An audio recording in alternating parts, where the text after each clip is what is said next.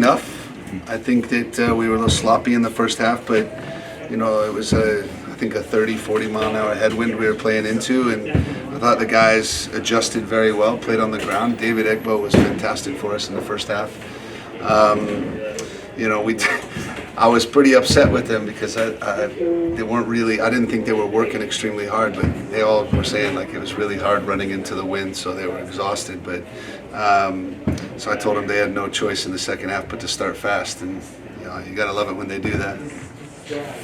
You mentioned the terrible conditions there. Did that have any effect in the first half, the way you guys approached it?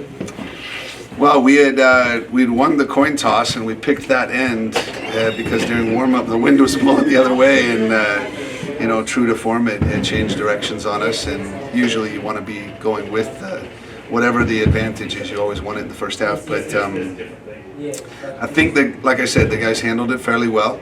But both teams have to play in the conditions, so I told them that no excuses. And there were certain things we were looking for, and I thought the midfield had a lot more time than they thought. And once we started to use Kevin Lambert a little more in possession, we were very good. You had Tate working on that little back heel in training, or really pull that out? Yeah, no, I mean, I love that Darnell and Tate both want to get up on corner kicks. So when it's from one side, we let Tate go. When the ball's on the other side, Darnell gets to go. And I mean, Tate's aggressive. He's got a good eye for the ball. He understands where it's coming from, and it was a good finish. Tate had that goal, and obviously also the assist to Solo. What does it change for this team having a guy outside back that can attack like he can? Yeah. Well, Ryan Flood can do the same thing. They're both very good, and I think we've always been gifted with fullbacks that can get forward and can create chances. So it's not. I mean, right now Tate's on a good little run of form, and we've seen that with a lot of our players before. But I do think Ryan brings the same type of a player, but he just doesn't have the same experience that Tate has, and this is a great opportunity for both of them to help each other throughout the rest of the season. You mentioned Tate's form. What has he done to kind of earn his place in the starting lineup? Oh, Tate lifts weights every day more than anybody on this team. He works so hard. He's got such a good attitude about his work ethic and what he wants to do to be on the field, and he's having fun. Yeah, that's a big thing around here. We talk about enjoyment all the time. You picked up a clean sheet tonight, Coach. I know you just said it was a good enough performance, but what did you think about it defensively? Yeah, I thought we were very good at the end there. We were playing like we normally play, and you would probably on the breakaway, I think Kev was a little bit too high and the ball skipped up on him, and then it was just kind of an unlucky touch and then sprung him free. But Andre was fantastic, came up with the save when he needed to. Set pieces, I thought we were really, really good defensively.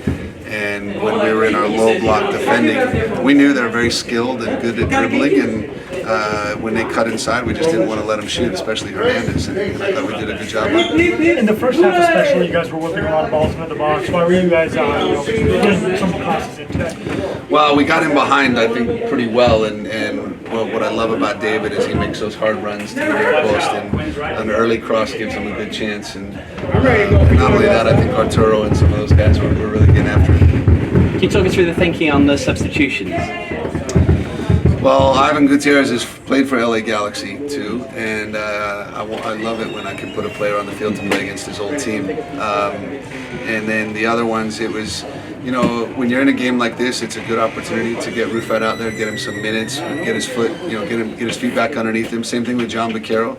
And then at the end, with Kev, it was just a little bit of a cautionary sub, and it's nice to be able to move Musa as a 6 and Tate as a center back, and then put Ryan Flood in. So, and then Calistri came in for Arturo to lock it down defensively. How important is to have a big roster when you have 2 more games coming up playing away?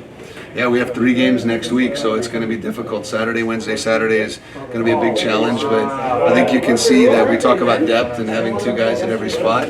It'll give us a chance. We want to go to Charlotte. It's another Eastern Conference team. The weather tonight is probably exactly what we'll get used to for Charlotte. But I think that we want to go out there and give our best, put our best foot forward, and we've got plans to make changes or do whatever we need to for Wednesday on our trip to Oakland, but we'll see. How long are you expecting Joey to be sidelined for?